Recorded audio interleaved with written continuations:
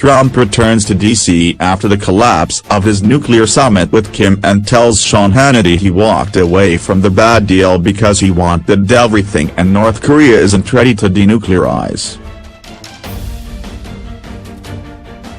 President Donald Trump landed back in Washington after the sudden collapse of his nuclear summit with Kim Jong-un after saying in an interview he appreciates that North Korea spent a lot of time building up its nuclear arsenal. In an interview with Sean Hannity of Fox News, conducted in Hanoi before Trump told the world why he failed to reach a deal with the North Korean dictator, Trump said he and Kim did not see eye to eye on what North Korea would have to give up for sanctions relief. "Well, they wanted to denuke certain areas and I wanted everything," Trump told Hannity. "And the sanctions are there and I didn't want to give up the sanctions unless we had a real program. And they're not ready for that and I understand that fully, I really do. I mean, they spend a lot of time building it and that doesn't mean the world has to be happy," Trump said. Sanctions are a major point of leverage, and Trump is reluctant to give it up without seeing more movement from the DPRK. The summit was abruptly ended early Thursday with Trump and the North Korean side giving different accounts of what went wrong. Trump said he decided to walk away because North Korea wanted all sanctions lifted in exchange for closing a major nuclear facility. The North Korean side said they only pushed for the lifting of some. "But I wanted them to denuke, and they wouldn't do the full. They wanted to just some, and I guess a lot of people would have said, that's a great start. But I just didn't feel it was right," Trump said, characterizing things the same way he did in his presser. But he had a new batch of adjectives to praise Kim Jong-un, whom he gushed about repeatedly in Hanoi. "And he's a real personality and he's very smart," Trump said of Kim. "He's sharp as you can be, and he's a real leader, and he's pretty mercurial. I don't say that necessarily in a bad way, but he's a pretty mercurial guy." Trump continued, "But he was talking to the press a little bit, and, you know, he's not big to talking to the press, but the press came in. Look, bottom line, I think he wants to get something done but this wasn't the right time. And Vietnam, Hanoi, where we are right now, they have treated us so fantastically, so good. They've done such a great job." He later added, "The fact is that he also said he's not going to do testing, and he said that recently, and he said it again to me just a little while ago. He doesn't want to do testing. He's not going to do that. That's a big thing. No rockets, no anything." In another key part of the interview, Trump said longtime lawyer Michael Cohen made a decision relating to payments to porn star Stormy Daniels. Prosecutors say individual one Trump directed the payments, which Cohen admitted broke campaign finance laws. Trump denies it, as well as the affair. Hannity, who was represented by Cohen himself, told Trump, "He was never my attorney. He did apologize to me for his attorney saying that in court, and I can tell you personally, he said to me at least a dozen times, that he made the decision on the payments and he didn't tell you. And he made a decision," said Trump, indicating that it was Cohen's plan. Cohen testified that Trump asked him and Trump Organization CEO Allen Weisselberg to work it out. Meanwhile, a statement from official state-run North Korean news agency KCNA also puts a positive spin on the talks, despite the failure of the two leaders to agree on a joint statement, a signal that talks are likely to continue. The top leaders of the two countries highly appreciated at the one-on-one talks and extended talks that a remarkable progress has been made in the historic course of implementing the Singapore Joint Statement, said the statement, in over-the-top language typical of government-run press accounts. They had a constructive and candid exchange of their opinions over the practical issues arising in opening up a new era of the improvement of the DPRKU.S. relations on the basis of the progress, it continued.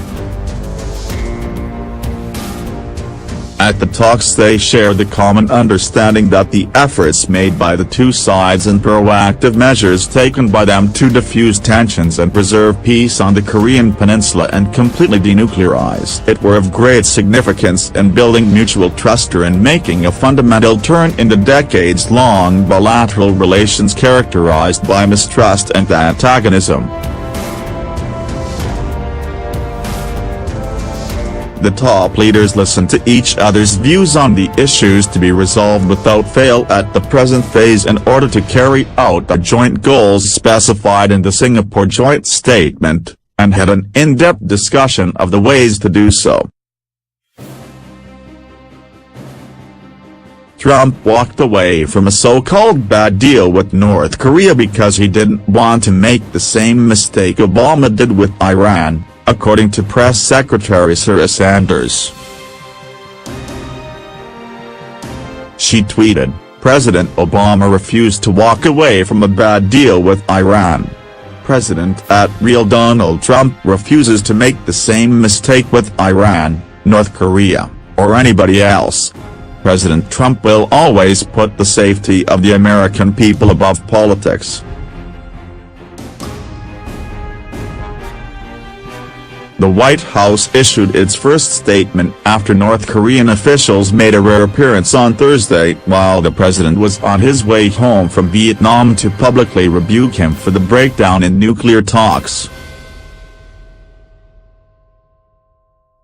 The president looked downbeat as he landed back into Joint Base Andrews in Maryland this evening local time after the summit with the North Korean leader was abruptly ended early without signing a deal.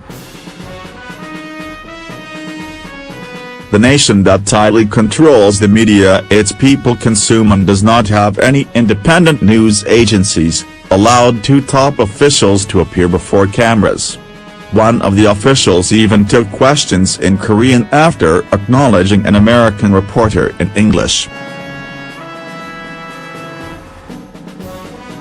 It was a slap in the face to Trump, who boasted about his great relationship with Kim Jong-un at a news conference and cast North Korea as not ready to make a deal that he could sign.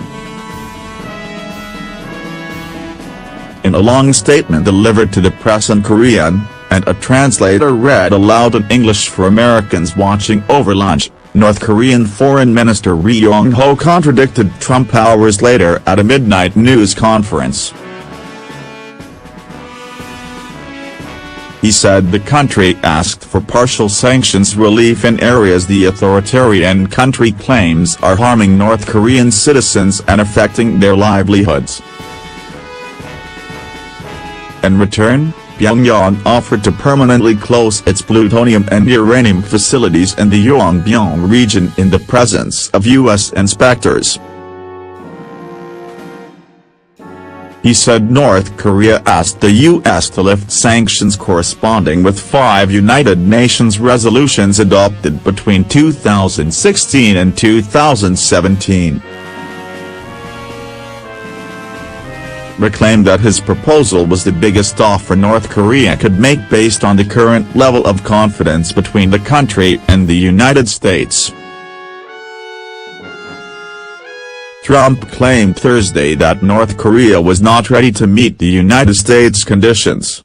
Ri said talks broke down when the United States insisted that we should take one more step beyond a pledge to abandon Yongbyon. Therefore it became crystal clear that the United States was not ready to accept our proposal, he stated. The President expressed confidence that an accord could be struck in the future that would see North Korea denuclearize, but Ri told reporters an opportunity to make a better agreement may not present itself. Our principal stand will remain variably and our proposal will never be changed. Ri left the media availability without taking questions. His deputy Cho Sun-hu did interact with press, and took a question in English from an NBC reporter on Otto Warmbier.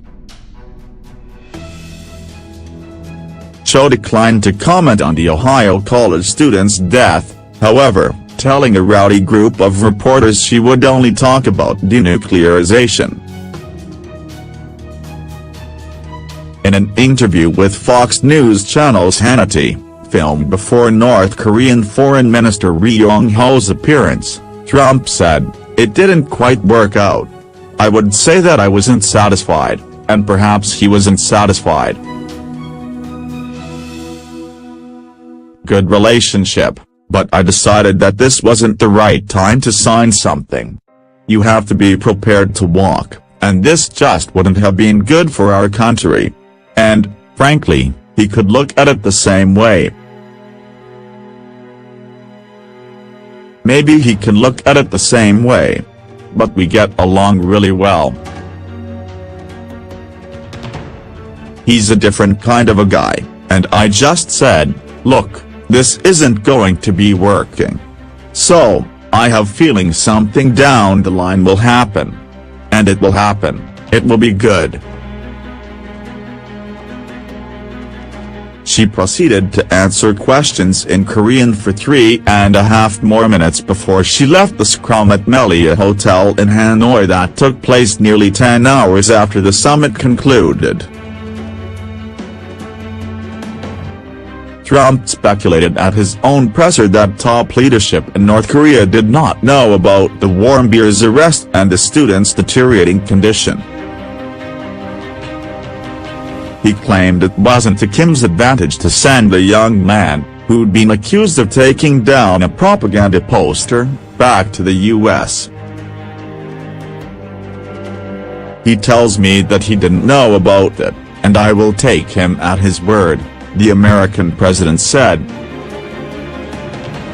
Trump spoke to the press for roughly 40 minutes about his failure to get a deal before flying back to the U.S. where he touched down just before 2 p.m. EDT at a base in Alaska. The president made no mention of Kim in remarks he delivered there to troops, opting for a traditional stump speech on the military, economy and trade, instead. White House Press Secretary Sarah Sanders told reporters riding on Air Force One that the U.S. was aware of North Korea's claims. She had no statement to share at the time in response to the country's shocking comments. Trump had already spoken about his decision to walk away from his North Korean nuclear summit without a deal, not just at the news conference, but in an interview from Vietnam with Fox News host Sean Hannity, as well. The president told Hannity he wasn't satisfied with the outcome of talks, and he suspects that Kim wasn't satisfied, either. He suggested that they left as pals, though, and could someday resume the discussion. We're working towards something, but we didn't sign anything today, it didn't quite work out, he told Hannity on Thursday afternoon local time. Good relationship, but I decided this wasn't the right time to sign something, so we'll see what happens over a period of time.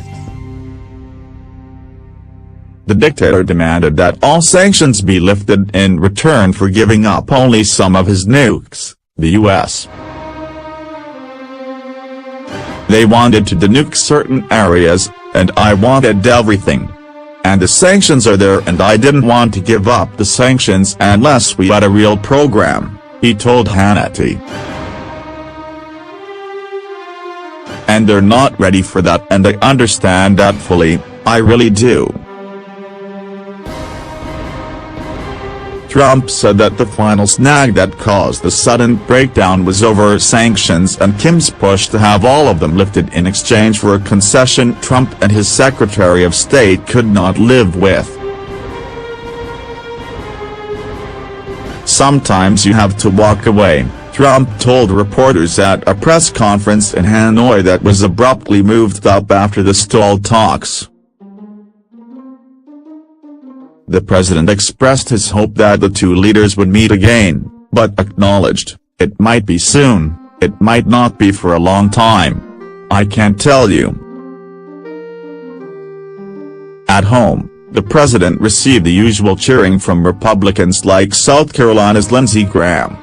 Graham suggested that Kim's days will be numbered if he can't come to an agreement with Trump. Speaking of Rocket Man, he couldn't be here. And if he doesn't get a deal with Trump, he won't be anywhere much longer, the U.S. senator said to laughs at the large-scale conservative gathering just outside of Washington. "Why is Rocket Man talking to Trump when he's never talked to anybody else? Because he knows Trump means business."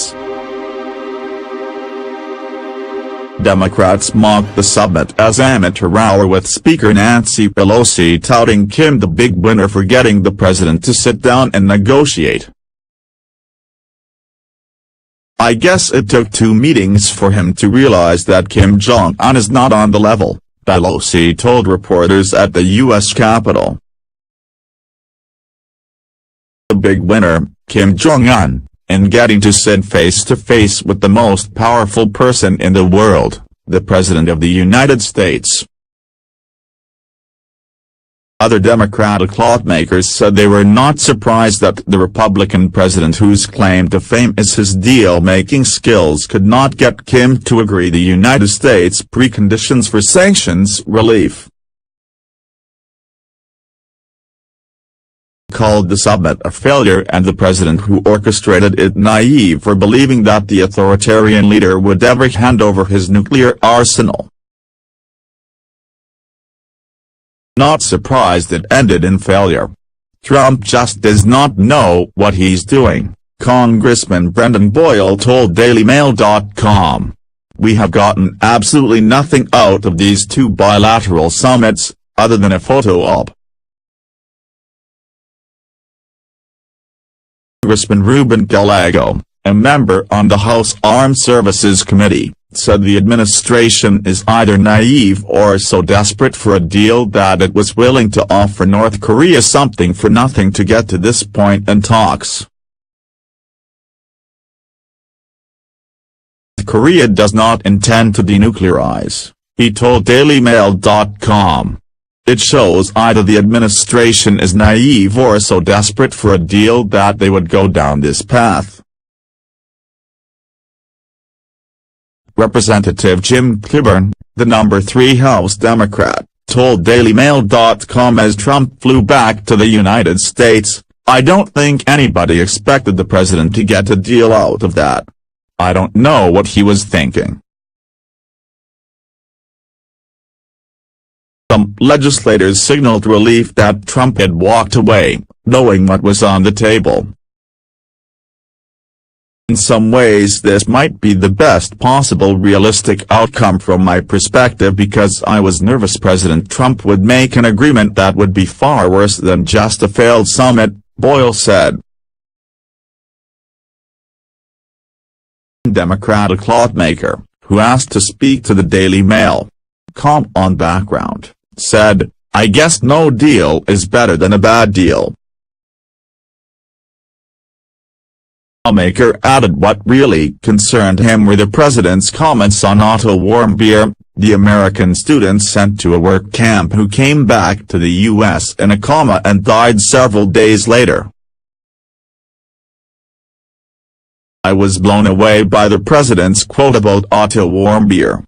That the president would defend Kim Jong-un and his regime I thought was incredible, the lawmaker said. The member of Congress said the second summit did not help Trump's reputation as a deal-maker. "I think he really hasn't done a deal with anybody," the lawmaker said, adding, "He tries to do things on his own. He's not really a deal-maker. At least he hasn't shown that in politics." Gillibrand also said she was disappointed that Trump's summit did not have a more productive conclusion. "I'm grateful, however, that he is focused on diplomacy and a political solution with North Korea, as opposed to a military one," she said.